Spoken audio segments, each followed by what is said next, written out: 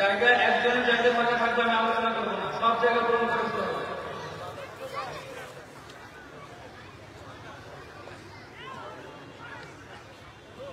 আসেন, একটু কষ্ট করে আসেন।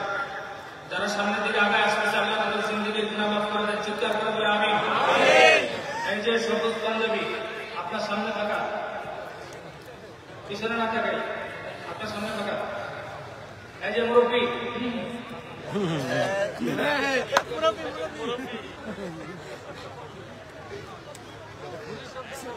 আমার এদিকে যে নীল পাঞ্জাবি একজন মুরব্বী, ওনার পিছনে পুরো জায়গাটা থাকা, পিছনে কয়েকজন মুরব্বী গুণা যা করছে, একটু দ্রুত।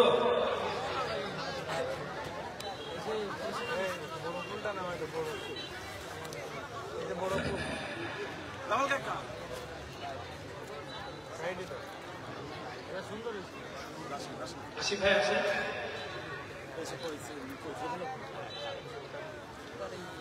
আমরা যে যোগাযোগ করছি খারাপ দেখা যায়। আপনি সুন্দর হলে আপনাদের, আমি তো জানি আপনাদের এলাকায় সৌন্দর্য সৌন্দর্য একটা প্রোগ্রাম হচ্ছে, সারা জীবন মনে থাকবে যে সবাই একসাথে জমে জমে আলোচনা করছে, কথা ঠিক নেবে। তো এখানে যারা আছে এদের আবার যদি বিলের মতো হয়, তারা বাইরে যারা ঘুরতেছে না, আমাদের শ্রোতাদের আওয়াজ হবে ভয়ঙ্কর। আপনাদের চিৎকার আওয়াজে যারা বাহিরে উগান্ডার মতো ঘুরতেছে ভিতরে চলে আসবে, আসতে নি ঠিক আসতে বলেন, কথা ঠিক না বেশি? মুসলমানদের কণ্ঠের আওয়াজের ভলিউম আরো বেশি হতে হবে। সব জায়গায় এসে ভক্তরা শুধু চিৎকার করবে, এটা হবে না, নিয়ম পাল্টাতে হবে। শ্রোতাদের চিৎকারের আওয়াজে বাহিরে সমস্ত মুসলমানের ভিতরে চলে আসবে, কথা ঠিক না বেশি? بتلاوة القرآن الكريم ثلاث فضائل ودبانين. أما الفضائل فأولها أن بتلاوة القرآن الكريم يزيل القلب ويس. الثاني أن بتلاوة القرآن الكريم يزداد حبه تعالى، يحسن القلب ويس. الثالث أن في تلاوة كل حرف من القرآن الكريم 10 حسنة وإن لم نفهم المعاد. فأنا أتلو أسمعه سبحانه وتعالى: فأعوذ بالله من الشيطان الرجيم، بسم الله الرحمن الرحيم.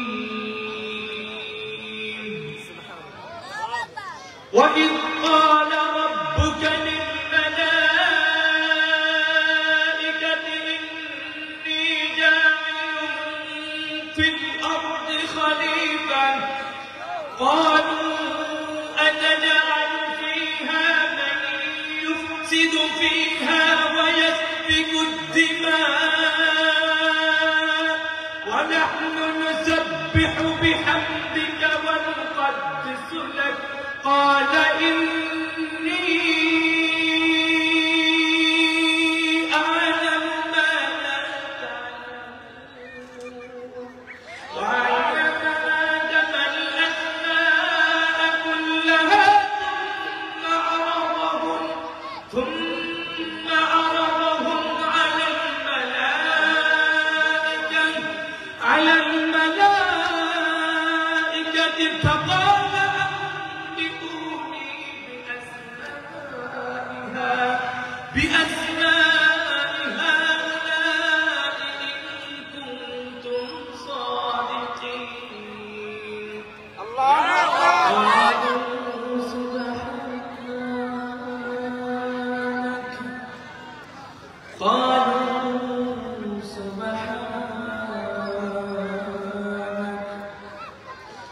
قالوا سبحانك لا علم لنا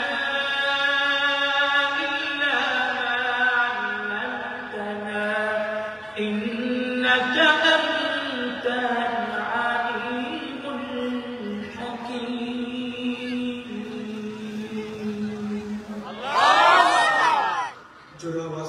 مرحبا.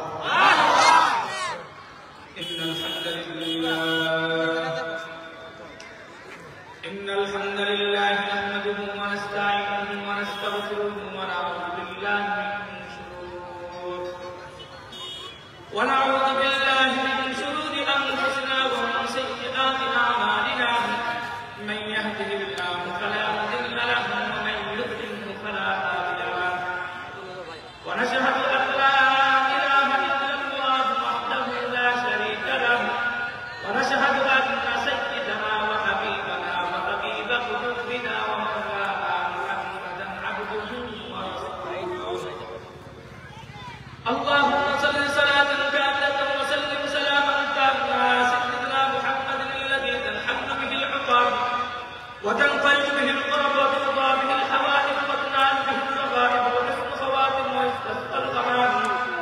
بوجه الكريم وعلى آله وصحبه في كل لمحة ونفس بعدد كل معبود لا شريك له. أما بعد فأعوذ بالله من الشيطان الرجيم. بسم الله الرحمن الرحيم. ولله العزة ولرسوله وللمؤمنين ولكن الناس لا يعلمون. وقال الله سبحانه وتعالى في آية أخرى: وقرن في بيوتكن ولا تبرجن تبرج الجاهلية الأولى. وقال النبي صلى الله عليه وسلم: يشيب ابن آدم ما يشد فيه خصلتان. وقال النبي صلى الله عليه وسلم: من عاد لي وليا فقد آذنته بالحق. وقال النبي صلى الله عليه وسلم: من ترك صلاة متعمدا فقد كفر. وقال النبي صلى الله عليه وسلم: من قال لا إله إلا الله فدخل الجنة. بارك الله تعالى في فرقانه الحميد، وتبارك الله تعالى في نفس الحديث الشريف.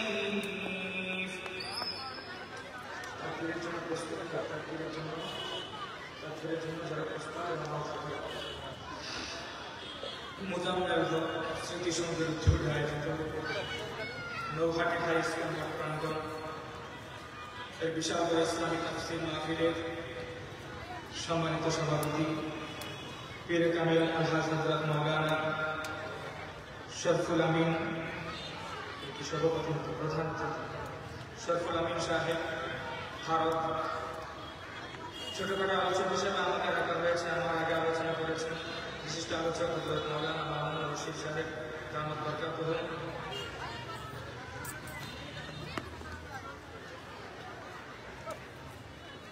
এরপর আলোচক হিসেবে উপস্থিত ছিলেন গাজী আইয়ুব আলী, মাওলানা বুরহানুদ্দিন গাজী, মাহফিল পরিচালনায় আব্দুল আউয়াল এবং ইসলামী সঙ্গীত নাসির সন্ধ্যার মধ্যে ছিলেন সত্যের সাক্ষ্যশীল গোষ্ঠী। যারা এই আয়োজন করেছে, যারা উপস্থিত হয়েছে, আল্লাহ থেকে হায়াত এবং জিন্দেগির বরকত দান করে চিৎকার করে বলে আমিন।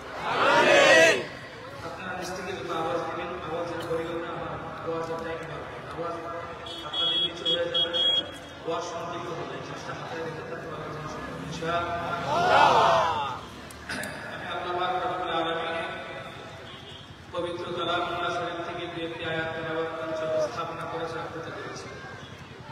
বিশ্ব মানবতার মুক্তির দূত সাইয়্যিদ ওয়ালদ আদম নবী আরবি সাল্লাল্লাহু আলাইহি ওয়াসাল্লামের বাসাইকিত হাদিস সমূহ থেকে কিছু হাদিসের টুকরো উপস্থাপনা করেছি। রব্ব করিম তিনি তার বিদ্যমান শক্তির মাধ্যমে আমাকে কিছু শক্তি আনায় ফরমাতে আমি আলোচনা করার চেষ্টা করব। আমার তাওফীক ইল্লা বিল্লাহ। তারপরও আমি যত সুন্দর আলোচনা করি না কেন, মাঝখানে যদি এলোমেলো হবে, কারণ যেহেতু নতুন আলোচকদের আলোচনা বুঝতে গেলে অনেক সময় লাগে। আপনাদের এলাকাতে আসি না, এই প্রথম আসা, খুলনাতেই আমার সফর প্রথম। এর আগে মনে হয় নড়াইল পর্যন্ত আসছিলাম, এরপর আর ক্রস করা হয় না। তা আসছি, দূর থেকে আসছি, খুশি না বেজার? এই আওয়াজে বোঝা যায় না, খুশি না বেজার? অল্প না বেশি? আল্লাহ রাব্বুল আলামিন এই খুশির আমেজকে সুন্দরভাবে মাহফিল শেষ করার তৌফিক দান করুন। চিৎকার করে বলে আমিন। আমি আল্লাহ রাব্বুল আলামিনের পবিত্র কালামুল্লাহ শরীফ থেকে যে আয়াতগুলো তেলাওয়াত করেছি, এখান থেকে আলোচনা করবার আগে আমি আপনাদেরকে ছোট্ট একটা বিষয় বুঝাই। আজকে আপনারা এখানে স্বাধীনভাবে আমাদের পেয়েছেন, আমাকে হয়তো পরাধীনতার শিকলের বাধার কারণে আমি এদিকে আসি না। কথা ঠিক না বেশি? তো এই স্বাধীনভাবে যে আপনারা এনেছেন, এই দাওয়াতটা যদি আজকে না দিয়ে আপনারা যে 5 আগস্টের আগে যদি আপনারা আমাকে আমার চিন্তা করতেন, নিশ্চিত মাহফিল কমিটি যারা আছে এবং আয়োজক বৃন্দ যারা আছে, তারা আমাকে আনতে গিয়ে তাদের প্রতিদিন থানাতে গিয়ে কিন্তু আজকে আপনারা আমাকে স্বাধীনভাবে এনেছেন, এটা এমনি এমনিতে আসে নাই।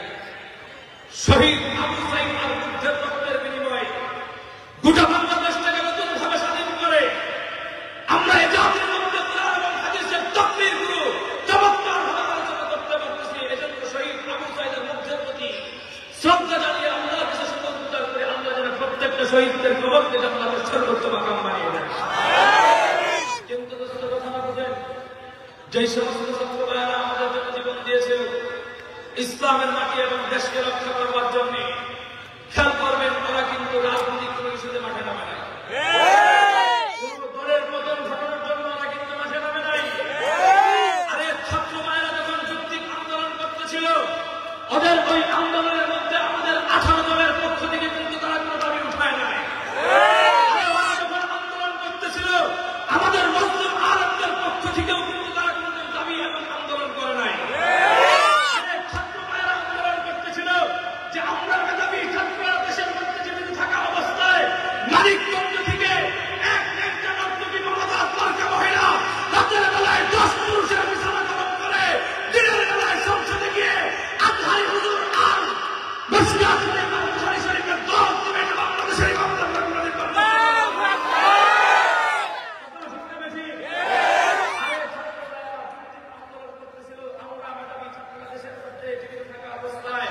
পটুয়াখালী থেকে এক গণ্ডমূর্খ মহিলা সংসদে গিয়ে অনলাইন করতে পারবে না, এটা বাংলাদেশের মানচিত্রের কলঙ্ক ছাড়া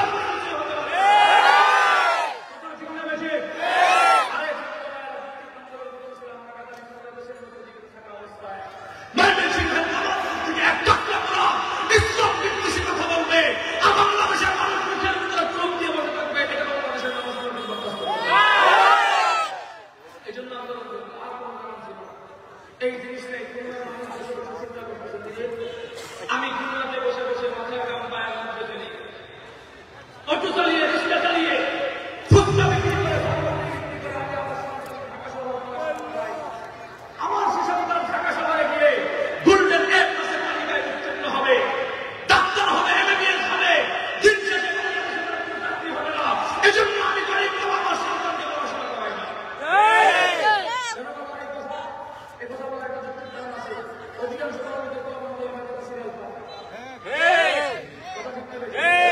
মেধাবী পরিচিত ছাত্রদের হয় গরিব দুঃখী মেহনতি মানুষের সন্তান গুলো আমাদের পড়াশোনার টেনশন থাকে, রাজনীতি করার কোনো টেনশন থাকে না।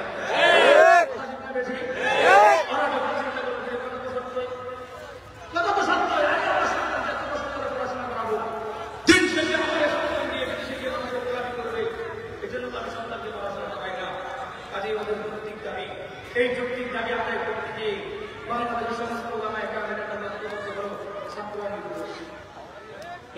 কথা বলেন, ছাত্রদের নির্দোষ, আমরা ওদের পক্ষে আছি। শুধু ওলামায়ে কেরাম নয়, গোটা বাংলাদেশের তৌহিদি জনতা এবং আপনাদের এই মহরমের বরিশালের মিশন এক ফজল করিম সহ শেখ হাদিস ইবনে শেখ হাদিস সকল ওলামায়ে কেরাম এবং সাধারণ পাবলিক ঐক্যবদ্ধ হয়ে গোটা দেশ এবং জাতিকে নেতৃত্ব দিয়ে 5 তারিখে নারে তাকবীর আল্লাহু আকবার ধরে দিয়ে 16 বছরের জালেম সরকারকে জবাবদিহি করে দিল্লি পর্যন্ত পাঠিয়ে এই বিজয় আমরা কিভাবে পাইলাম?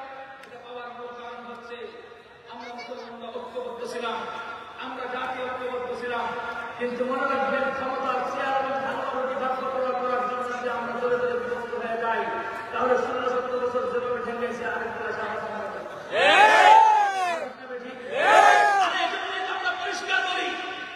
আমরা যদি বিগত বর্ষের দুনিয়ার আমিদের সমাজের মধ্যে সুন্নি আর ওয়াহাবি বলে পার্থক্য করবার চেষ্টা না করতাম, আর দুনিয়ার আমি যদি জাতির মধ্যে সমাজের মধ্যে আলিয়া এবং কওমি মাদ্রাসায় পার্থক্য করবার চেষ্টা না করতাম, তাহলে এদেশের নামযুক্ত ওলামায়ে কেরাম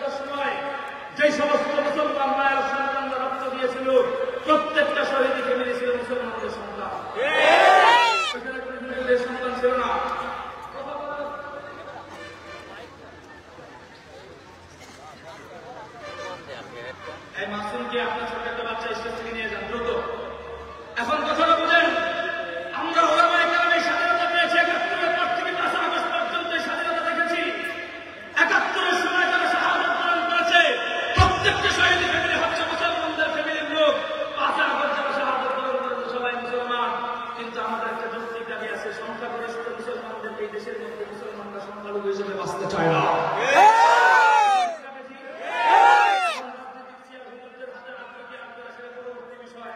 কিন্তু আগামী নির্বাচনে যারা আসবেন প্রত্যেকটা মুসলমানদের একটা দাবি আছে। আমরা দেখেছি ৭১-এর পর থেকে আমার এই সোনার বাংলা বিগত বছর শেখ মুজিবুর রহমান আদর্শ রাষ্ট্র পরিচালনা হয়েছে। ৭১-এর পর থেকে ৫ আগস্ট পর্যন্ত আমার এই সোনার বাংলা বিগত বছর শহীদ প্রেসিডেন্ট জিয়াউর রহমান আদর্শ রাষ্ট্র পরিচালনা হয়েছে। ৭১-এর পর থেকে ৫ আগস্ট পর্যন্ত ইন্ডিয়া থেকে ভাড়া করা এক কবি রবীন্দ্রনাথ ঠাকুরের আদর্শ রাষ্ট্র পরিচালনা হয়েছে। কিন্তু আমরা মুসলমান পরিষ্কার দাবি জানাইতে চাই, আগামী দিনের রাষ্ট্র কোন ব্যক্তির আদর্শ চলবে না, রাজনীতি চর্চার বিষয়। কিন্তু আগামী দিনের এই সোনার বাংলা পরিচালনা হবে তোমার আমার নেতা সকল ধর্মভিত্তিক মানুষের অভিনেতা মোহাম্মদ আলী রাষ্ট্র পরিচালনা হবে।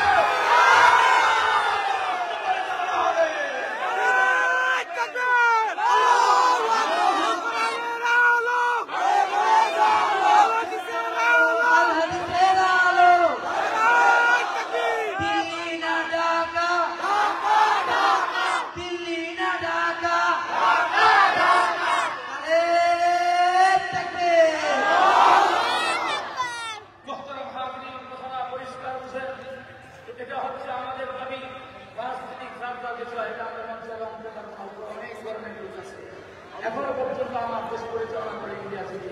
কাজে ওটা আমাদের দেখবার বিষয় না। কিন্তু আমরা মুসলমান, আমাদের দাবি আছে, এটা মেনে তারপর নির্বাচন করতে হবে।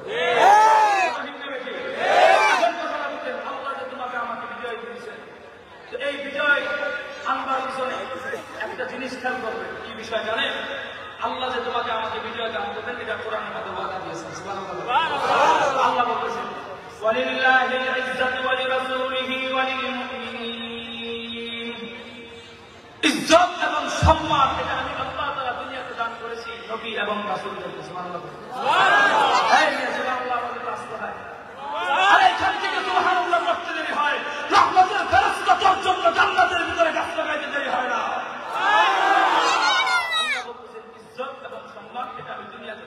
নবী এবং রাসূলদেরকে। অতঃপর আমার আল্লাহ বলেছেন, এই ইজ্জত এবং সম্মান এটা আমি দুনিয়াতে দান করেছি দুনিয়া পাবলিক দুনিয়াবাসী ইমানদারদেরকে। আল্লাহ বলতেছেন, তুমি হলে ইজ্জতের জাতি, আমি হলাম ইজ্জতের জাতি, আমি হলাম সম্মানের জাতি। কিন্তু দোস্ত, আল্লাহর এই কোরআনের আয়াতটাকে যদি গান চাইলে রাখি আর গোটা পৃথিবীর ভয়ানক চেষ্টা করি, তাহলে দেখবো আল্লাহর এই কোরআনের আয়াতের সাথে পৃথিবীর মানচিত্রের কোন মিল কেন মিল নাই? আল্লাহ বলতেছেন ইজ্জতের জাতি, আমরা দেখতেছি আরাকানে, ফিলিস্তিনে, বার্মায়, বিভিন্ন জায়গায় মুসলমানরা প্রতিদিন নির্যাতিত এবং নিষ্পেষিত। তাহলে আল্লাহর এই কোরআনের আয়াতের সাথে পৃথিবীর মানচিত্রের কোন মিল? তাহলে আপনারা কি বলবেন? আমার আল্লাহর আয়াত কি কোরআনের মধ্যে মিথ্যা বলতেছে? আমরা যেটা দেখতেছি নির্যাতিত হচ্ছে, এটা মিথ্যা না? কোনটাই তো মিথ্যা নয়। তাহলে আল্লাহর এই কোরআন থেকে তোমরা বিশ্লেষণ করবে কি করে? আর বেটা, আল্লাহ তো আমাকে বলেছেন ইমামদারদেরকে ইজ্জত দান করবেন, কিন্তু আমি আর তুমি তো সেই ইমামদার, যেই ইমামদার মাগরিবের পর থেকে মোবাইলে এমবি এবং ডাটা চালু করে ফজরের আযানের আগ পর্যন্ত মোবাইল চালায়, ফজরের আযান হলে ঘুমিয়ে যায়। ফজরের নামাজ নাই, ঘুমাইলাম 10টা পর্যন্ত, 10টার পরে ঘুম থেকে উঠে আমি আমার চাকরিতে যাই, চাকরিতে যাওয়ার পর 1টার আযান পর্যন্ত আমি আমার ডিউটি করি। 1টার আযান দিতে দেরি হয়, আমি আর তুমি যুবক অফিস থেকে বের হয়ে বাড়িতে আসতে দেরি হয় না, ভোর নামাজের টাইম আমি শুরু করি আর খানা খাই। অন্যদিকে মুসল্লিরা নামাজ পড়ে বের হয়, আমি বাড়ি থেকে বের হয়ে তাহলে আমার ফজর নাই, জোহর গেল, আসর পর্যন্ত ডিউটি করে অফিসে ডিউটি করার পর আসর আযান দিতে দেরি হয়, সাথে সাথে আমাদের অফিসিয়াল ভাইগুলা অফিস থেকে বের হয়ে খেলা পাঠ করে যায়। মাগরিব পর্যন্ত খেলা দেখে আসর নাই। আসরের মাগরিবে আযান যখন হয়, কিছু বুড়া বুড়া মুরব্বীরা তারা আস্তে আস্তে মসজিদে যায়, কিন্তু আল্লাহর বান্দাগুলো মসজিদে যায় না, ওরা আগে শ্বাস চলে যায়। কোথায় যায়? শ্বাস চলে যায়, টিভি সিনেমা দেখতে থাকে। গেলে মাগরিবের সময় বসে বসে কয়েকজনে মিলে গল্প ঢুকায়, কিরে আজকে কি রুচি বাজারে স্কুলের হাই স্কুলের সামনে মসজিদ আছে, মসজিদে ইমাম সাহেব ঘরের নামাজ পড়াইছে।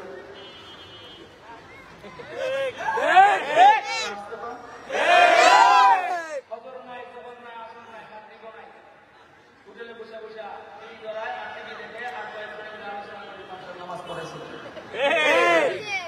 গেল মাগরিব এসর আজান যখন হয় দোকানদারকে সাউন্ড কমায় দেয় সাউন্ড কমায় দিলে তার কাছে বিরক্ত লাগে তখন মনে করে কি এখন কোথায় তাদের হিন্দু লাভ দিবে না আজানের সময় আবার আরেকটা আপনি করাচ্ছে কোথায় বাড়িতে যায় ফুল নামাজের টাইম খানা খায় মানুষের নামাজ শেষ আর আপনার খানা করতে সময় লাগে এদিকে আসাও নাই তার ফজর থেকে এসা পর্যন্ত এক পক্ষ নামাজ আমার নাই 7টার পর 7টা যায় জমা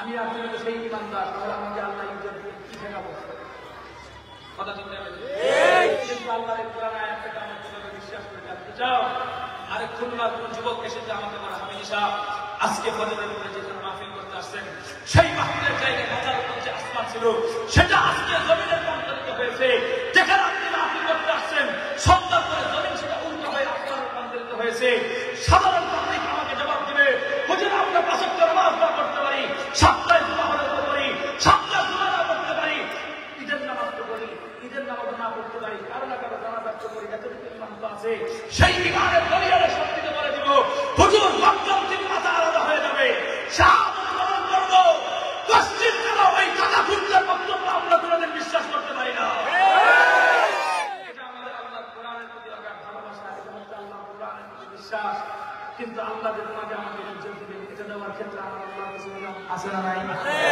বুঝতে পারেন তাই আমার আল্লাহ যে পুরো দুনিয়া পরিচালনা করে পরিচালনা করার ক্ষেত্রে আমার আল্লাহ কিছু নিয়ম আছে না নাই অপারেটর ভাই আমাকে যে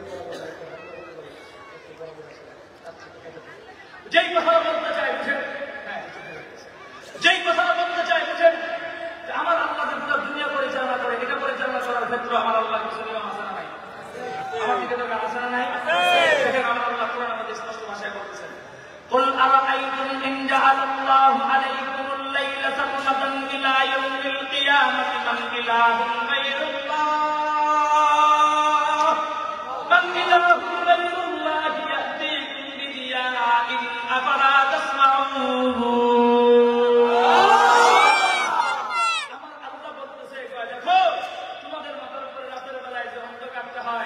সেই অন্ধকারটাকে আমি আল্লাহ স্থির করে দেই মজবুত করে দেই পৃথিবীতে এমন কোন খোদা আছে যেই খোদা এই অন্ধকারকে দূর করে দিয়ে তোমার আমার ব্যবসা বাণিজ্যের জন্য অটো চালানোর জন্য খেতে খাবার করার জন্য আবার দিনের আলোকে তোমাদের মধ্যে ফিরিয়ে দিবে এমন কোন খোদা আছে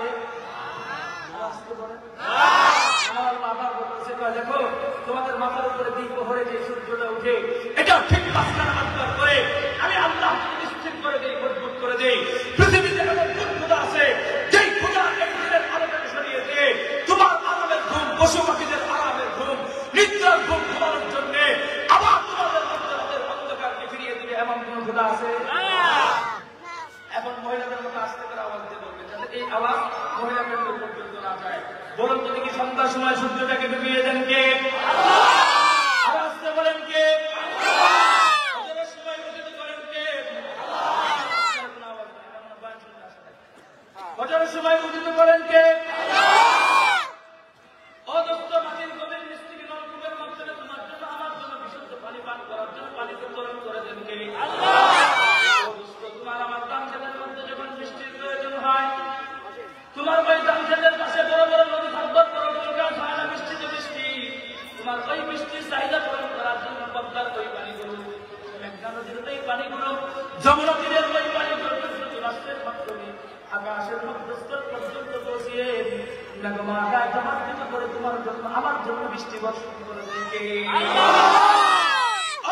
এগুলো হচ্ছে আমার আল্লাহ তাআলার নিয়ম এগুলো হচ্ছে আমার আল্লাহ তাআলার নীতি এই নীতি শুধু আজকের জন্য নয় আদিকাল থেকে চলছে আজ চলবে কাল চলবে খোদার সংখ্যায় বলি কিয়ামত পর্যন্ত যেভাবে চলতে থাকবে ওয়ালান তাহতালি সুন্নাতিল্লাহি তাবদীলা আমার আল্লাহ তাআলা এই নীতির মধ্যে দুনিয়ার কুলাঙ্গার তসলিমা রাসূলের বিতর্ক বক্তব্যের মাধ্যমে উপদেষ্টা মাহমুদুল হকের কথার মাধ্যমে আমার আল্লাহ তাআলার নিয়ম নীতি কিয়ামত পর্যন্ত কোনদিন কোনো পরিবর্তন হবে না এটা হচ্ছে আমার আল্লাহ তাআলার নিয়ম কিন্তু আল্লাহ যে তোমাকে আমাকে ইজ্জত দান করবেন এই ইজ্জত দেওয়ার ক্ষেত্রে আমার আল্লাহর কিছু নিয়ম আছে না নাই এই আপনারা কি আমার ভাষা বুঝে আমি কিন্তু নতুন আসছি এখন বুঝতেছেন আপনাদের চালানো কথা বোঝা যায় শেষ পর্যন্ত? শব্দ চয়ন বুঝেন? এখন কথাটা বুঝেন, আল্লাহ যে তোমাকে আমাকে, আমাদের খারাপ লাগতেছে? আচ্ছা দেখি আপনি একটু লানা চালান,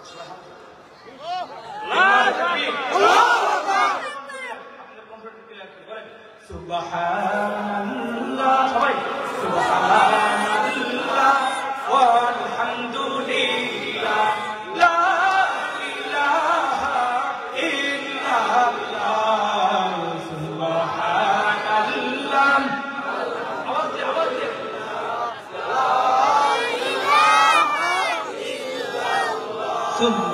সুবহানাল্লাহ ওয়ালহামদুলিল্লাহ, লা ইলাহা ইল্লাল্লাহ, সুবহানাল্লাহ।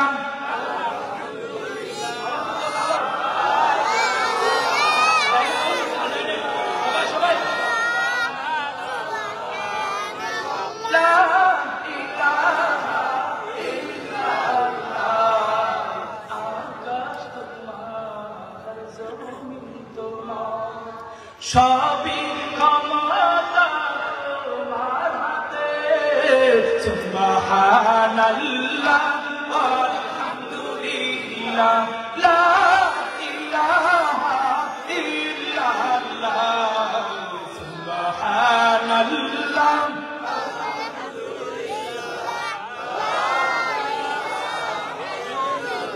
তুমি মারো, তুমি বাঁচাও, তুমি মারো, তুমি বাঁচাও, তুমি মোদের জীবন দাতা। সুবহানাল্লাহ আলহামদুলিল্লাহ, লা ইলাহা ইল্লাল্লাহ, সুবহানাল্লাহ।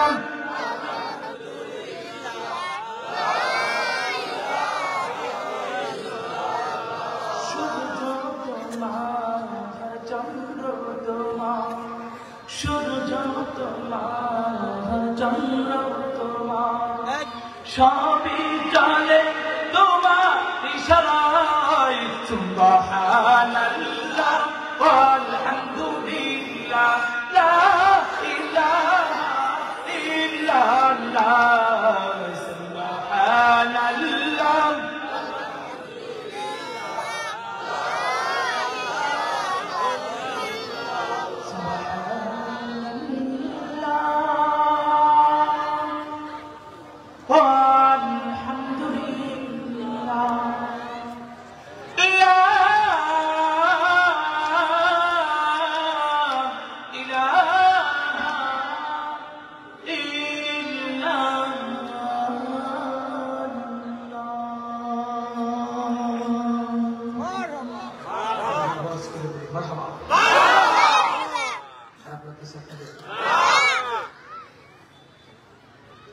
আমি যে আলোচনা করতেছিলাম, আল্লাহ পাক রব্বুল আলামিন তোমাকে আমাকে যে ইজ্জত দান করবেন, এটা দেওয়ার জন্য কিছু আছে না নাই? এটা আজকে বলে কি বলা চলে কিছু আছে না নাই? আমার আল্লাহ কোরআনের মধ্যে বলতেছেন, কুতিলা আসহাবুল উখদুদিন নার যাতিল ওয়াকুদ ইযহুম আলাইহা কুউদ। আরবের পার্শ্ববর্তী একটা এলাকায় আমার নাম শুনছেন, আমরা মুসলমান সবাই, কারণ জানেন আমরা নামে মাত্র মুসলমান, কিন্তু আমাদের রক্তের সাথে মক্কা মদিনার কোনো সম্পর্ক নেই, এটাই সত্য। আমাদের প্রত্যেকটা মুসলমান মুসলমান হতে পারে, কিন্তু রক্তের ব্লাডটা হচ্ছে আমেরিকা এবং চায়নার সাথে। কথা ঠিক না বেঠিক? যদি এটা সত্য না হতো, আমাদের নামাজ ফরজ, আমরা অনেকে করি না, এই নিয়ে তো বিতর্ক নাই। মুসলিম জাতি নারীদের জন্য পর্দা করা ফরজ, পর্দা করতে না পারলে কষ্ট লাগতে পারে, এগুলো মানুষের হয়তো সে পর্দা করে না। বেটিটি মুসলমান হিসেবে শালীন পোশাক পরার কথা, পর্দা না করতে পারে, শালীন পোশাক করতে তোমার কথা বলে।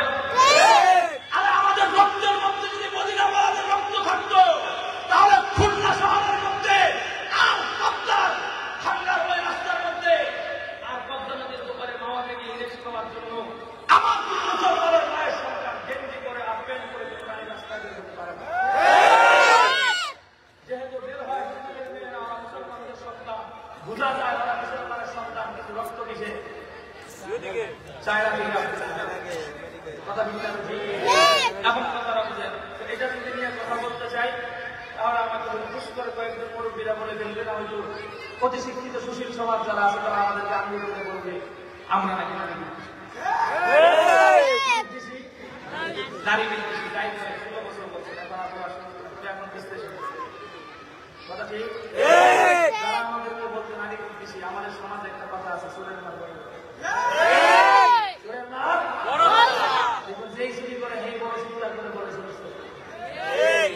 আমাদেরকে বলে নারী বিদ্বেষী। এখন আমরা নারী বিদ্বেষী নাকি নারীদেরকে সেফটিতে রাখতে চাই, সেটা আপনাদেরকে ইতিহাস থেকে জানাই দিই। কোরআন হাদিসের আলোচনা অনেকের ভালো না রাখতে পারে, মুরব্বীদের কাছ থেকে ইতিহাস জিজ্ঞেস করেন। আমার নবী যখন দুনিয়াতে আগমন করে যেই জায়গাটা আগমন করেছিলেন সেই জায়গাটার মধ্যে যুগ চলতেছিল জাহিলিয়াতের যুগ। কিসের যুগ?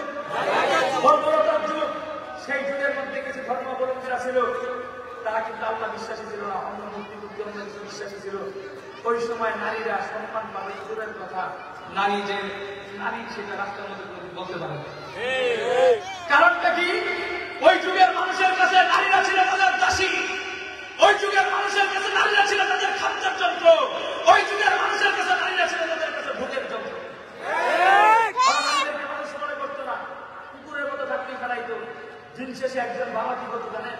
বাবা আপন বাবা মেয়ের জন্ম দিচ্ছে, বিয়ারের মতো হইতে না হয়তো মার কাছ থেকে বাচ্চা চুরি করে নিয়ে নদীর তীরে নিয়ে অথবা পুকুরের মধ্যে নিয়ে পুঁতে ফেলতো। আর আসতে পারেন না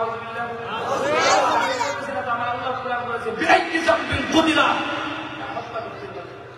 তো এই যে হত্যাগুলো করতেন তারা পরিষ্কার বোঝা যায় ওই সময় নারীদের কোনো ইজ্জত ছিল না। কিন্তু আল্লাহ বড় মেহেরবানি করুন, একটু খেয়াল করেন যারা আমাদেরকে নারী বিদ্বেষী বলে গালি দেন, একটু ভালো করে কথাটা শুনে আজকে শুনে যাবে যারা আমাদেরকে নারী বিদ্বেষী বলে, যারা আমাদের নারীদেরকে ভোট করতে চায়। এখন বুঝেন ওই সময়ের মধ্যে আমার আল্লাহ দয়া করে মেহেরবানি করে রাহমাতুল্লিল আলামিন সাইয়্যিদুল মুরসালিন প্রত্যেকটা নবীদের নেতা ফেরেশতাদের নেতা গোটা কায়নাতের নেতৃত্ব তিনি দেন। নবী আরবি সাল্লাল্লাহু আলাইহি ওয়াসাল্লামকে দুনিয়ার মধ্যে প্রেরণ করেছেন। আওয়াজ করে বলেন আল্লাহ। আমার নবী দুনিয়াতে আল্লাহর পরে যখন এই জাহিলিয়াতের যুগ দেখলো, যুগ দেখবার সাথে সাথে তিনি টেনশনে পড়ে গেলেন নারীদেরকে কি মতো মুক্তির ব্যবস্থা করা যায়। শুধুমাত্র 23 বছরের ব্যবধান। বলেন কয় বছর? আওয়াজ দিয়ে বলেন কয় বছর? 23 বছরের ব্যবধানে আল্লাহ নবী কোরআন থেকে পরিষ্কার ঘোষণা করলেন ইন্নাদ দীনা ইনদাল্লাহিল ইসলাম। পৃথিবীর মধ্যে এবং আমার আল্লাহর কাছে সবচাইতে বড় এবং পছন্দনীয় ধর্মের নাম কি ভাই? আওয়াজ করে ইসলাম। এই ঘোষণা দেওয়ার পাশাপাশি আল্লাহ নবী আবার বললেন এই ইসলাম ধর্মে যারা বসবাস করতে চাও, কেউ যদি জান্নাতে যাইতে চাও, খবরদার তোমার মায়ের পায়ের নিচে জান্নাতের দরজা রাখা।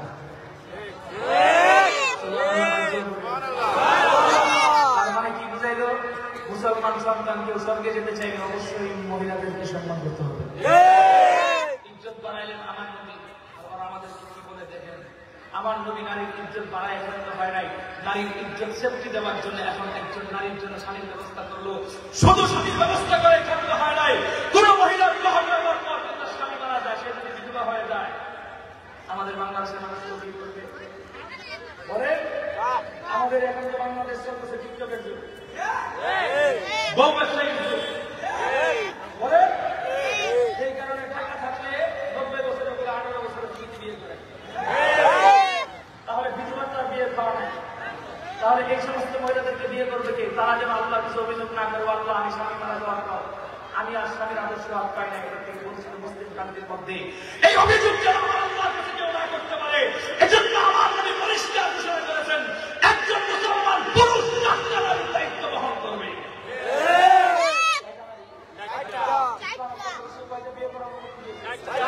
আর যারা নারীদেরকে ভোগ করতে চায় ওরা দ্বিতীয় বিয়েটাকে মানুষদেরকে লুচ্চা বলে প্রমাণিত করে, ওরা চরিত্রহীন বলে প্রমাণ করে। ঠিক আছে মানলাম তো আমাদেরকে গাড়ি দিয়ে দিন বিবাহ করার কারণে চরিত্রহীন তুলাঙ্গার টাকা বিবাহের আইন নাই দেশের মধ্যে, মানলাম। পতিতাদের লাইসেন্স দিল কে? পতিতাদের লাইসেন্স দিল কে? যারা আজকে বিবাহকে অবৈধ বলতে চায়, একাধিক বিয়েকে ঘৃণা করতে চায়, ওরা পশ্চিমা সংস্কৃতির সাথে তাল মিলিয়ে আমার আল্লাহ তো ইসলামটাকে বিদ্যাঙ্গুলি দেখিয়ে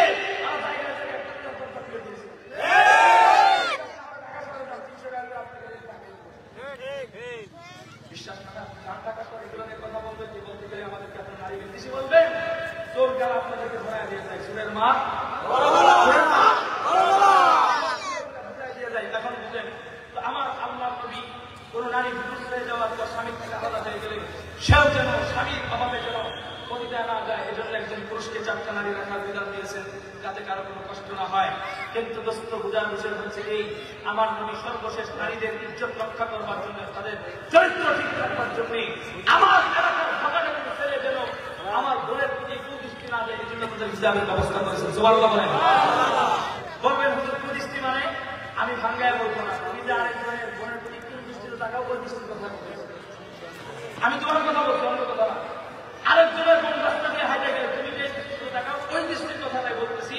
তুমি তোমার বয়ফ্রেন্ডের বোনের দিকে এইভাবে তাকাও না, তোমার বয়ফ্রেন্ডের দিকে তোমার বোনের দিকে কিভাবে তাকায়, এইভাবে যেন কেউ খারাপ দৃষ্টিতে তাকাইতে না পারে, এই জন্য আমার নবী নারীদের ইজ্জত সেফটির জন্য বোরকার ব্যবস্থা করেছে। সুবহানাল্লাহ।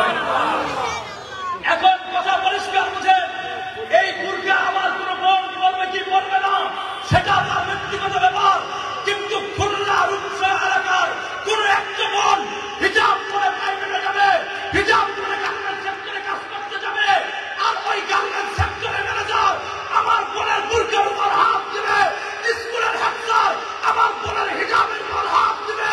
খুদার কসম খেয়ে বলি, দেশের মধ্যে স্বৈরাচার নাই, আমার কোন বোনের হিজাবের উপর হাত দিলে আমরা মুসলমান রক্তমুক্ত হয়ে সেই গাঁজাগুলোর হাতকে আমরা ভেঙে করিয়ে দিব, আমরা ভেঙে করিয়ে দিব।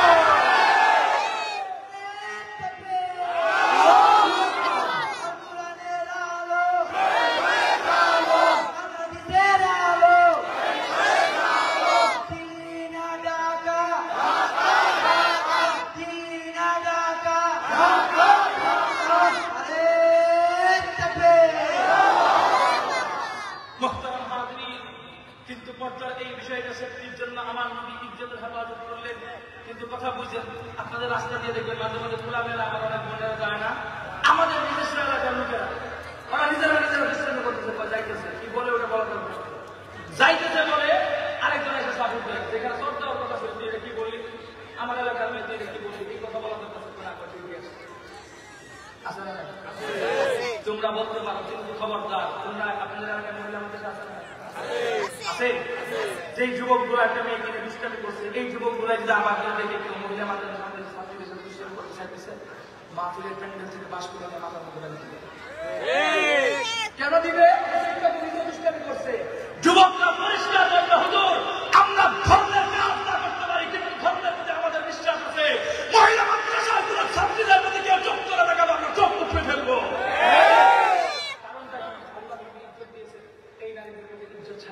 সমাজের মধ্যে কেউ হতে পারে না।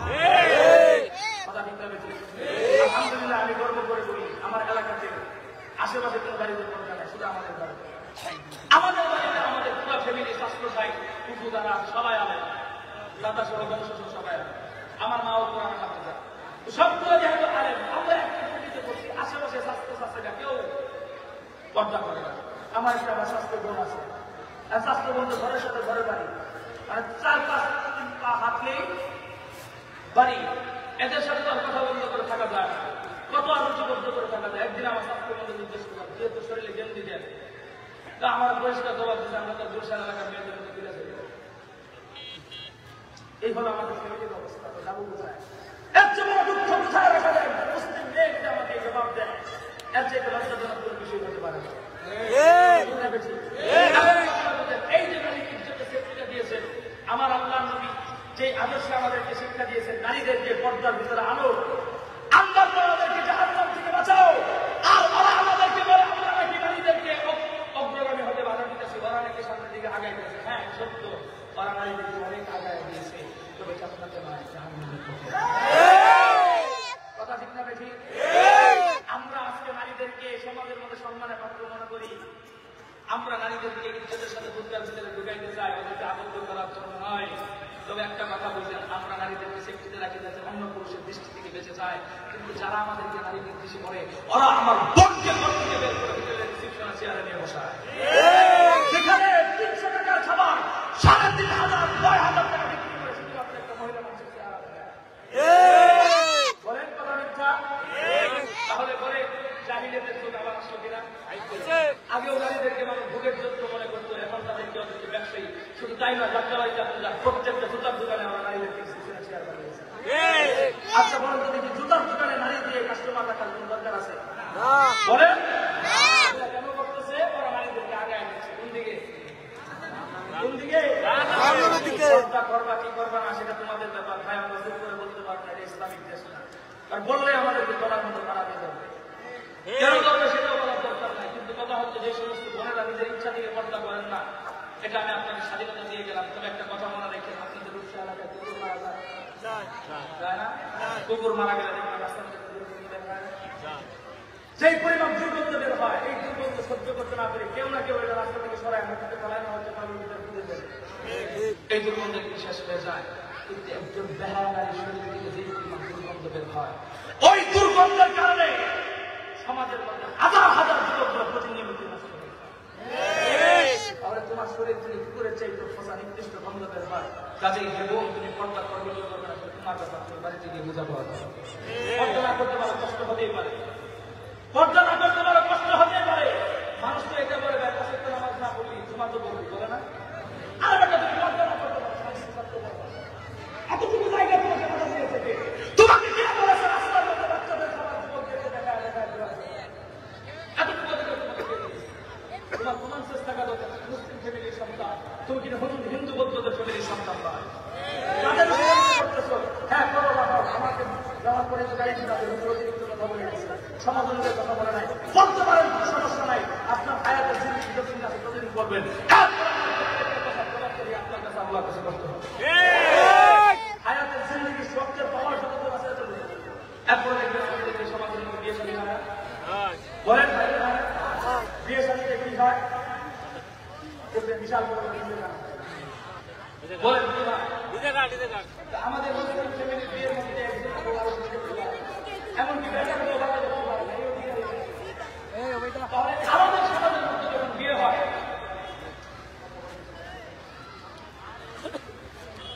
কথাটা বুঝেন, আমাদের সমাজে যখন বিয়ে হয় মুসলমান বাড়িতে এক বেড়ার বউ 10 বেড়া মিলে শরীরের মধ্যে গায়ে হয়ে যায়।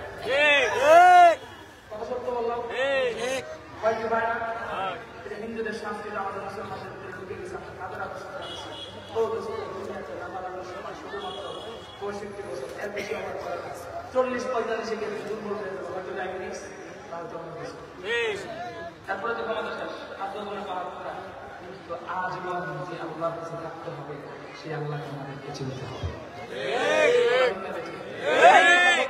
আরবের পার্শ্ববর্তী একটা এলাকা নাম কি বলেন, ভুলে গেছেন?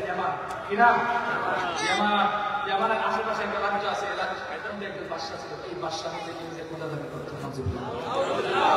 আমি একটু হালকা কথা বলে স্লো করতেছিলাম, টাইম বাড়ানো আছে, ঠান্ডা মাথায় বলেন। একজন বাদশা ছিল, সেই বাদশা নিজেকে নিজে কি দাবি করতো? হঠাৎ করে একদিন হাতের দিকে তাকায় দেখে তার শরীরে বসন্ত সাদা হয়ে গেছে, চুলগুলো ছেয়ে পড়ছে। এখন চেয়ারে বসে বসে টেনশন করতে, আমি যদি যুদ্ধ হয়ে যাচ্ছি, 2 দিন পরে যদি মেন হাত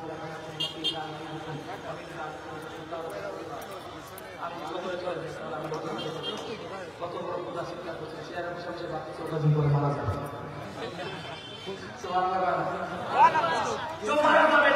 কিন্তু দেখবেন বাচ্চাদের যখন মাথার ভিতরে কোনো বুদ্ধি আপডেট হয়, ওরা কিন্তু নিজের বুদ্ধিতে কাজ করে না, মন্ত্রী পরিষদটা কথা বলেন সব মন্ত্রীদেরকে ডাকে, ডাকবার পরে কিন্তু সব মন্ত্রীদের পরামর্শ নেয় একজন মন্ত্রী কয়জন, উনি ওনার সব মন্ত্রীদেরকে মনে করেন যে বরাবর মনে দিয়ে রাখছে, ডাকবার পর সবার একসাথে ডাকার পর বুদ্ধি নিতেছে, বুদ্ধি নেওয়ার পরে সবার বুদ্ধি তো নেয় না, দেখবেন একজন মানুষটাকে বাচ্চাকে জীবন বুদ্ধি দেয়। কি বুদ্ধি দেয়? ওই বাসার একজন মন্ত্রী ছিল, বুঝি কি অন্ত, আমার সাথে কথা বলে কি অন্ত জন্মান্ত বুঝি, সে আইসা জিজ্ঞেস করতেছে চিকন বুদ্ধি দেয় না, চিকন বুদ্ধি কেমন দেয় আপনার বুঝবে না। এই যে আমাদের প্রধানমন্ত্রী ছিল বিগত সময়, ওনারা একজন লোক ছিল কাছে থেকে চিকন চিকন বুদ্ধি নোয়াখালী নাম বলতে পারে চিকন চিকন বুদ্ধি কি বলতে পারে, স্টেট বুদ্ধি মানুষ তার সামনে চিৎকার করে ইসলাম বাংলাদেশ বলতে দেরি হতে ভাবতে দেরি চিকন বুদ্ধি দেয়, চিকন বুদ্ধি দেনে মালা ওই জন্য আমরা বলতেছি বাদশা তুমি তোমার ক্ষমতার মস্তান ঠিক রাখতে চাও, তাহলে আমার সাথে পরামর্শ। কি পরামর্শ? তোমার এলাকা থেকে ছোট্ট একটা বালকের ব্যবস্থা, ছোট্ট একটা বালকের ব্যবস্থা করবা, যেই বালকরা প্রতিনিয়ত আপনার কাছে আইসা কুকুরি তন্ত্র মন্ত্র শিখবে, তার ব্রেন থাকবে আপনার ক্রিয়া, কোনো কিছু জবাব দেওয়ার আগে সাথে সাথে মুখস্থ করে ফেলবে, ইশারা দেওয়ার আগে প্রতিদিন তারা একটা বাসায় গিয়ে প্রাইভেট করা। কি প্রাইভেট? কুফুরি তন্ত্র মন্ত্র, তোমার সিরিকি বিদ্যা আছে সব শিক্ষা দিবা। প্রাইভেট যখন শেষ হয়ে কানে কানে বলে দিবা পৃথিবীতে আল্লাহ বলতে কেউ নাই, আমি তোর খোদা।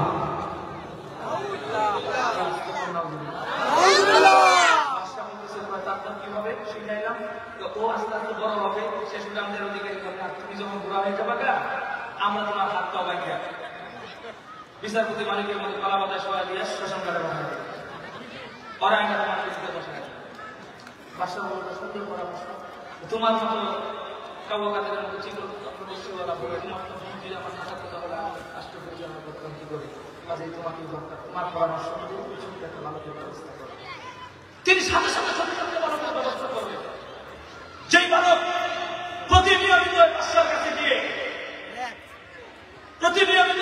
কাছে গিয়ে এখন ভূমিতন্ত্র জ্যোতিষী বিদ্যাগুলো শিখে তো শিখতেছে হঠাৎ করে আসা যাওয়া করে 8 দিন শেষে বলে দেয় পৃথিবীতে আল্লাহ বলতে আমি এগুলো যখন শিখে আসা যাওয়ার পরে থেকে বিশাল বড় একটা গির্জা দেখা যায়।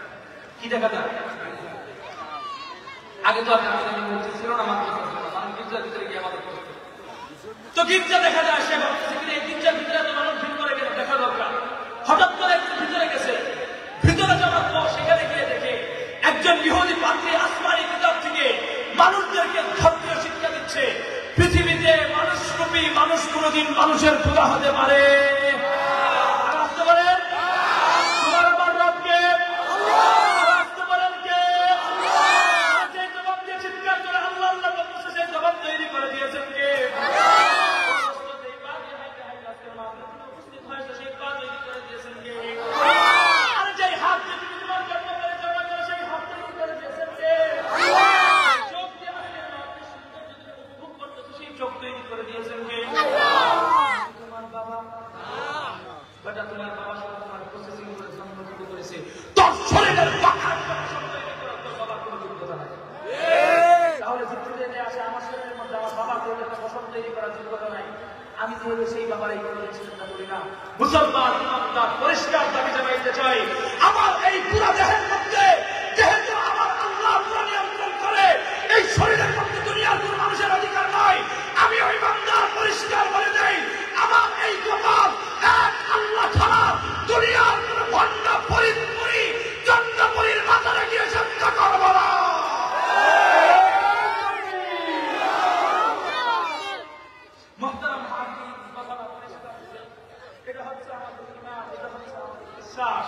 কিন্তু প্রতিদিন তো ছোট্ট এই বালক বাসায় কাছে গিয়ে যখন দোয়া করে ওই মির্জার ভিতরে যাওয়ার পর তখন দেখলো যে বাসায় কথা শিখাইতেছে ভিতরে কত বছর মানুষ কাজেই ওরা খোদা মানতে প্রস্তুত নয়।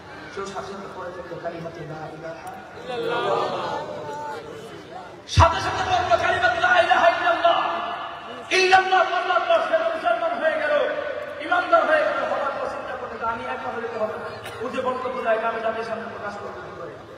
এখন চিন্তা করতেছে পরে গাইড করতে হবে, প্রতিদিন আমাকে নিয়মিত মসজিদের বক্তব্য দিয়ে প্রাইভেট করতে হবে। সুবহানাল্লাহ, আলহামদুলিল্লাহ। ছোট্ট বালক বুঝলো সেটা ইমানদার, তার ইমান ঠিক রাখার জন্য বক্তব্য করতে হয়, কিন্তু আমাদের বাঙালি জাতি সেটা কোনোদিন বুঝলো না। কেন?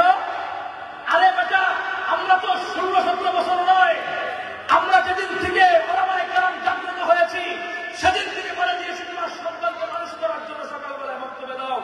আজকে যদি তোমরা ঠিকভাবে বক্তব্য দিতা, আমি আসার পরে কেউ নসিহত করা লাগবে না, হতো সন্তানরা বাপ মাকে কিভাবে আদর করবে, শিক্ষা দিবে, এই বিষয়ে আলোচনা করার জন্য এই আলোচনা আমাদের করতে হতো। হ্যাঁ আমি করি, আমি সন্তানের গুরুত্ব নিয়ে আলোচনা করি না, কারণ সন্তানের গুরুত্ব নিয়ে আলোচনা করলে আমি নিজে করবো। আমি আপনাদের গুরুত্ব নিয়ে আলোচনা করি, আমাকে মানুষ না বানানোর পিছনে আপনার কাছে বলে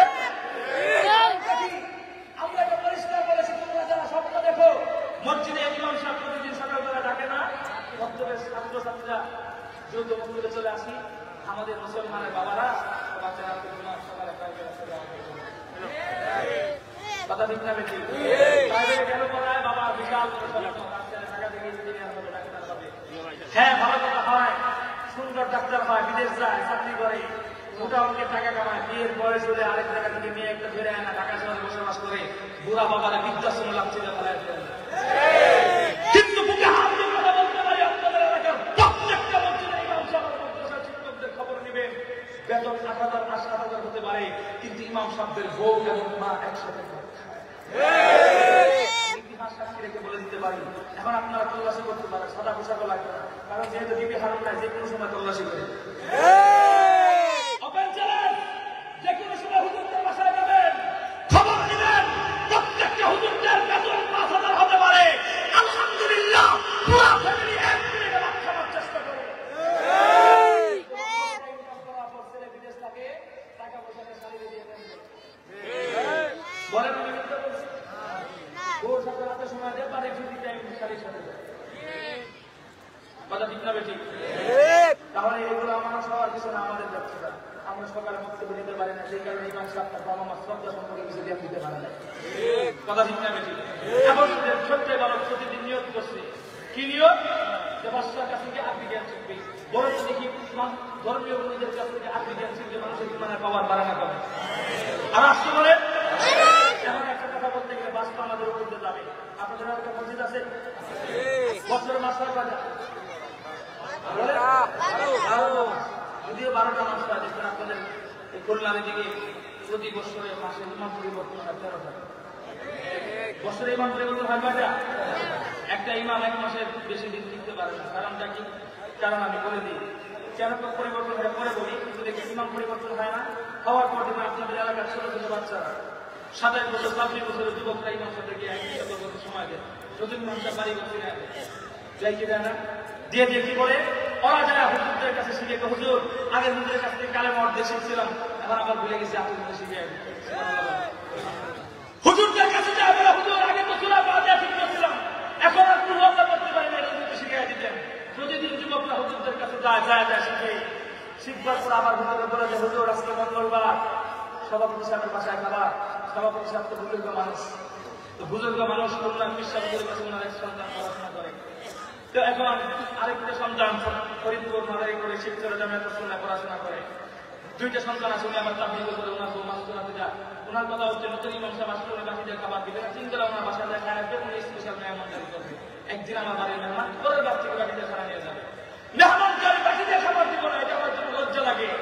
এই জন্য সভাপতি দায়িত্ব দিচ্ছে একদিন আমার বাড়িতে 3 বেলা খাবে, 3 বেলা খাবে, রাত শেষে ওনাকে কিছু বকশিশ দিয়ে দেয়। একদিন গেল, দ্বিতীয় দিন বুধবার আসছে, আসার পর আরেকজন এসে বলতেছে হুজুর আজকে তো কেশিয়ার সাহেবের বাসায় খাবার, তার বাসায় কেশিয়ার সাহেবের বাসায় কিন্তু আপনি বাকি দিয়ে পাঠাবেন না, খবরদার আপনি বড় করে ছেলেও পাঠাবেন না, তার কারণ হচ্ছে কেশিয়ার সাহেব হুজুরকে বেশি একটা ভালোবাসেন না। জিজ্ঞেস করো কেন? হুজুর এনজিও সমিতির সাথে জড়িত। কিসের সাথে? আপনাদের এলাকায় নাই? বিষ পান করবেন, তারপর নিজের 10 টাকা বাড়ানোর জন্য এনজিওতে লাগাবেন না। তার মানে স্বপ্ন দিকে হ্যাঁ আমি জানি আমাদের বয়ান করলে কাজ করবে, এই জন্য তো সমাজ করে কথা ঠিক থাকে। অনেকে বলতে রাগ করে যা বলা জানছি আপনার কথা ঠিক থাকে। এখন কথাটা বলেন উনি এনজিওর সাথে জড়িত, উনি মেয়ে মানুষের সাথে ঘুরে ঘুরে কিস্তিটা সারাদিন থাকে, ওনার বউ আবার সঙ্গে সাথে জড়িত, পুরুষদের সাথে ঘুরে ঘুরে কিস্তি খায়, কোন সময় রাত্রে কোনো ঠিক থেকে হয় না, এইসব খাবারের 2 ঘন্টা আগে বাড়ি বাড়ায় 3 ঘন্টা পরে নিয়ে বুঝতেছেন, 2 ঘন্টা আগে বাড়ি বাড়াবেন, 3 ঘন্টা পরে নিয়ে আসবেন, ছোট তোলা বান্ধে আপনি যাবেন না, বড় তোলা বাবা বাড়াবেন না, আস্তে আস্তে বুধবারটা শেষ করে বৃহস্পতিবার থেকে দেখতেছি। এই পরে বৃহস্পতিবার আসে, আসবার পরে সমস্ত কমিটিরা মিলে দেখতে মিটিং দেখে হুজুর জরুরি মিটিং, হুজুরের পেটে তো বোধহয় আসার সময় সবাই খায় খাবার নিয়ে আসছে, হুজুর তো সারাদিন খায় না, রাত্রে খায় না, চিন্তা করবে নতুন আসলাম এখন বেতন নির্ধারণ করে না, আমার কিসের জরুরি মিটিং মিটিং এ না বসে আমার চাকরি যাওয়ার পর সেখানে গিয়ে বসলে বসার পর আমাদের রূপসা এলাকার মানুষ কিন্তু বেশি একটা ভালো ভালো ভালো কে বলছে আমি না হুজুর জিজ্ঞাসা ভালো না তাহলে আমি কি করতাম, কালকে যেহেতু জুমার নামাজ একটু খেয়াল করে জুমার নামাজের বয়ান করতে গিয়ে হুজুর চিন্তা করতে গিয়ে আমি কোন বিশ্বের মাধ্যমে থেকে দৌড়া শেষ করছি, আদৌ একটা বলছে হাজারি যাত্রাবাড়ি মাদ্রাসা, আমি তো জীবনে কোনোদিন স্কুলে যাই নাই, তাহলে আমার আলোচনা করতে বলতাম পারি না, ওরা আবার নাও বলতে পারে, ওরা হয়তো প্রতিদিন তাবলিগে যায়, প্রতিদিন তাবলিগের বাসায় খানা খাইছে, তাবলিগে তো কোরআন হাদিস থেকে প্রতিদিন আলোচনা হয়, ওরা শুধু আয়াত আর হাদিসের মতগুলো উল্লেখ করে আগে করে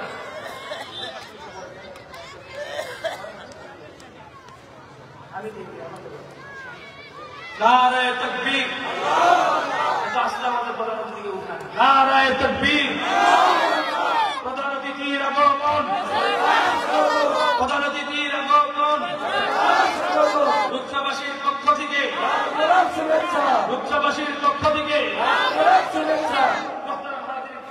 আমি ফিনিশিং দিচ্ছি কথা পরিষ্কার কথা বুঝে তো যেই কথা বলতে চাই ছোট্ট ওই ভালো আলোচনা করেছিলাম ইমাম সাহেব তো ইমাম সাহেবের কাছে যখন গেছে তো ইমাম সাহেব চিন্তা করতো তাবলিগ করা বাসায় যেতে গেছিলাম ওরা তো কোরআন হাদিস থেকে মানে সবসময় আলোচনা শুনে তাদের কোরআন হাদিস থেকে দলিল ভিত্তিক আলোচনা করতে বলছে তো কোরআন হাদিস থেকে দলিল ভিত্তিক আলোচনা করতে বলছে এই জন্য ইমাম সাহেব সেই খুশি এখন রাত্রেবেলায় খায় নাই ঘুমায় নাই না খায় আপনারা ঘুমায় সারা রাত কোরআন এবং হাদিস থেকে বয়ান মোতালা করলো কি বয়ান মোতালা করছে জানেন বয়ান মোতালা করছে আহাল্লাল্লাহুল বাইআ ওয়া হারামা রিবা এই আয়াতের বিশ্লেষণ অনুযায়ী কোরআন এবং হাদিস থেকে জুমার বয়ানের ফার্স্ট ক্লাস আলোচনা করেছে ঘুষখোর দুর্নীতিবাজ সাদাবাজদের বিরুদ্ধে আর আসতে কোন ঠিক আসতে কোন এই আলোচনা যখন করছে কিছু মানুষের গায়ে লাগে না লাগে কিছু মুসল্লিরা ইমাম সাহেবের পিছনে যায় আমাদের ঢাকার থেকে আসা ট্রাকগুলো যখন খুলনা রোডে ঢুকে আমরা তোকে খাত দ্বারা যারা ওদের কাছ থেকে সাদা উদায় থাকবে আমাদের ইমাম সাহেব তো কিছুই বুঝতেছে না কি বুঝতেছে না ইমাম সাহেব চিন্তা করছে আমি আইলাম মাত্র আসছিলাম মাত্র 2-3 দিন হয়েছে আমার বেতন নির্ধারণ করে না আমার আবার কে বলবে আর কয়েকজন আমাদের একটা মামলা 3,000 টাকা সাল্লে হয়ে যায় সেই জায়গায় আমরা 3 লাখ টাকা বলে দিই জানতে দিয়েছে এই কথাগুলো যখন বলতেছি ইমাম সাহেব অবাক হয়ে গেছে তো কানে কানে যায় ইমাম সাহেব বলছে আপনি নতুন মানুষ জবাব দিবেন না তবে আসরের নামাজের আগে মুসল্লিরা জানবার আগে সশব্দে বিদায় নিতে ভালো হয় হে যুব সমাজ তোমাদেরকে সমাজ পরিবর্তন করার জন্য আহ্বান জানাই আগামীতে আমার কোন সমাজের ইমাম কোন ব্যক্তিগত কমিটি একক সিদ্ধান্ত করে ইমাম পরিবর্তন করতে পারবে না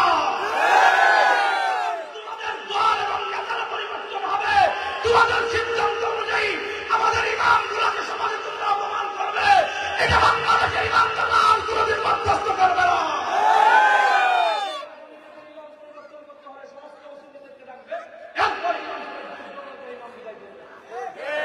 কথা ঠিক কারণ একজন ইমাম সাহেব যখন খতিবের চেয়ারে বসে যায় প্রত্যেকটা ইমামদারদের দায়িত্ব হচ্ছে মুসল্লিদের দায়িত্ব ইমাম সাহেবের জুতা বহন করা ইমাম সাহেবের দিকে চোখ রাঙায় কথা বলা আমার আলোচনা আরো ছিল মেহমান আসেন কথাটা বুঝেন তো আমি আমার আলোচনা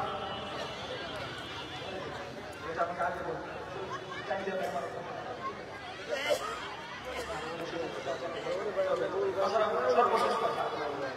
সর্বশেষ কথা রাজনীতিক অঙ্গন কোন দিকে যাবে সেটা রাজ্যের ব্যক্তিগত বিষয় কিন্তু আমরা ওলামায়ে কেরাম আল্লাহর নবীর খতমে নবুয়তের দায়িত্ব বহন করতেছি আল্লাহর নবীর ইজ্জতের উপর আক্রমণ করবে আমরা মুসলমান মুখে আঙ্গুল দিয়ে বসে থাকবো সেটা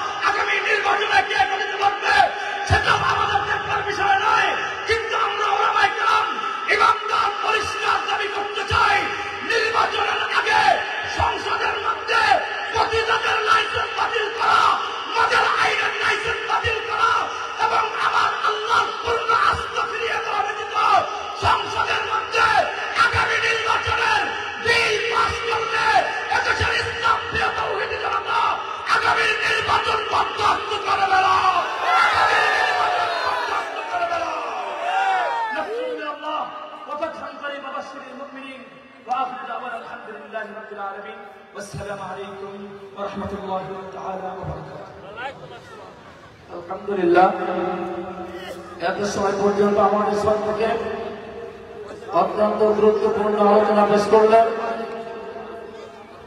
আজকের এই মাহফিলের সম্মানিত প্রধান বক্তা বিশিষ্ট ইসলামী চিন্তাবিদ জনাব আলহাজ হযরত মাওলানা মুফতি তাজউদ্দিন আল হামিদি। সম্মানিত উপস্থিতি,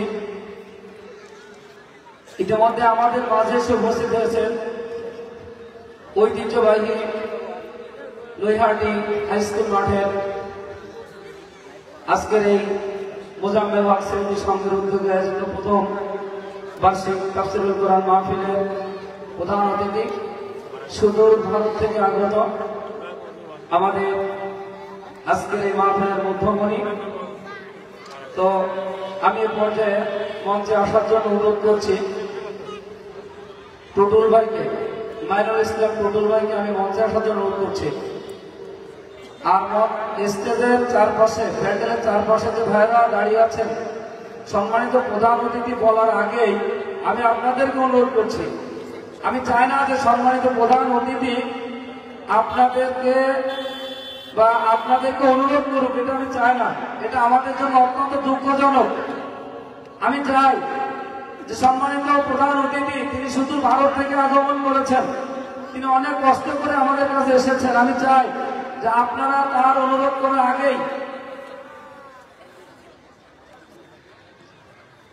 তো আমি চাই যে আপনারা সকলে বসে পড়ুন, এটা আল্লাহর পক্ষ থেকে আমাদের জন্য একটা নিয়ামত। সম্মানিত উপস্থিতি, তো সম্মানিত প্রধান অতিথির আলোচনার আগে আমরা আরেকটি ইসলামী সঙ্গীত শুনবো কিনা বলেন তো? শুনতে চান? লিল্লাহি তাকবীর, লিল্লাহি তাকবীর। এ পর্যায়ে ইসলামী সঙ্গীত পরিবেশন করবেন সত্যের সাক্ষ্য শিল্পী গোষ্ঠীর সম্মানিত পরিচালক এম আল হেলাল সহ তার শিল্পীবৃন্দ। আমি শিল্পীদেরকে তাদের সঙ্গীত শোনার জন্য অনুরোধ করছি। আমি আবারও দৃষ্টি আকর্ষণ করছি যে বাইরে দাঁড়িয়ে আছেন, অনুরোধ করছি আপনারা বসে পড়েন, অনুরোধ করছি বসে পড়েন। Hello hello hello hello hello, আলহামদুলিল্লাহ। হ্যালো হ্যালো, আলহামদুলিল্লাহ। হ্যালো চেক, আলহামদুলিল্লাহ। হ্যালো, সুবহানাল্লাহ। হ্যালো হ্যালো চেক, হ্যালো, আলহামদুলিল্লাহ। সম্মানিত শ্রোতা মণ্ডলী, আসসালামু আলাইকুম ওয়া রাহমাতুল্লাহ। হ্যালো,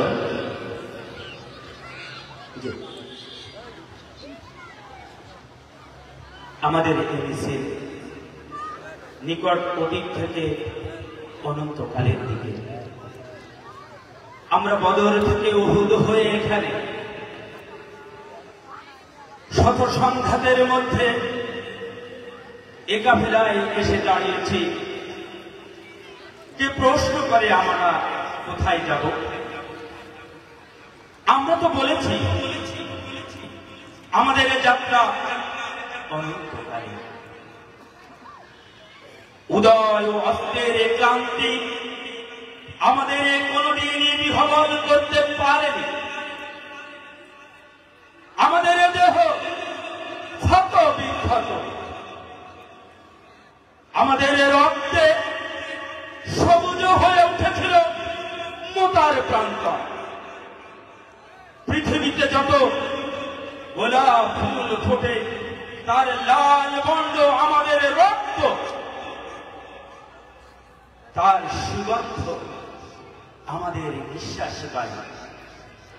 আমাদের হাতে একটি মাত্র গ্রন্থ, মহাগ্রন্থ আল কোরআন। এই পবিত্র গ্রন্থ কোনদিন কোন অবস্থায় কোন তৌহিদের বাদীকে থামতে যায়নি। আমরা কি করে থামি?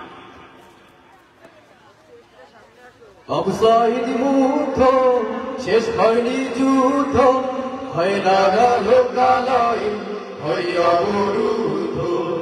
অবসাইদ মুখ শেষ হয়নি যুদ্ধ হায়দারা লোকালয়ে হয়নি অবরুদ্ধ শয়তানের আশ্রয় ভাঙেনি সে বলয় হয়নি দেশ এখনো সংস্কার পরিশুদ্ধ অবসাইদ মুখ শেষ হয়নি যুদ্ধ হায়দারা লোকালয়ে হয়নি অবরুদ্ধ অবসাইদ মুখ শেষ হয়নি যুদ্ধ ছেড়ে